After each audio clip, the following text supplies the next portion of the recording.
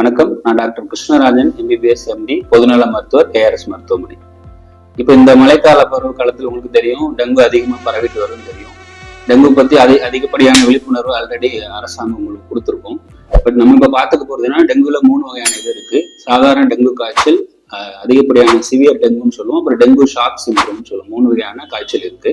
இதுல சாதாரண டெங்கு காய்ச்சல் பெரும்பாலும் சாதாரண பேராஸ்டமல் மாத்திரையிலையோ நம்மளோட வீட்டுல பாத்துக்கிற வைத்தியத்தினாலேயோ அதுலயே பெரும்பாலும் இது சரியாயிடும்.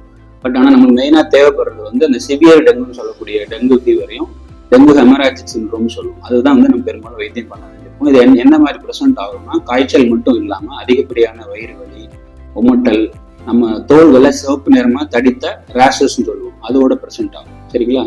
ஸோ இந்த மாதிரி இந்த 2 வகையான டெங்கு ஷாக் சிண்ட்ரோமும் டெங்கு சிவியர் டெங்குலையுமே பார்த்தீங்கன்னா பேஷண்ட்டுக்கு ரத்த போக்கும் உடலுக்குள்ளேயே நம்ம பிளாஸ்மா லீக்கேஜ் ஆகுறதுனால தான் பேஷண்ட்டுக்கு வந்து ரத்த அழுத்தமும் பல்ஸும் கூடி பேஷண்ட் வந்து ரொம்ப சிக்காகிறாங்க. ஸோ இதுக்கு நம்ம என்ன கொடுப்போம்னா, பெரும்பாலும் ஐவி ஃப்ளூயிட்ஸ் சொல்லக்கூடிய நம்ம ட்ரிப்ஸ் கொடுப்போம்.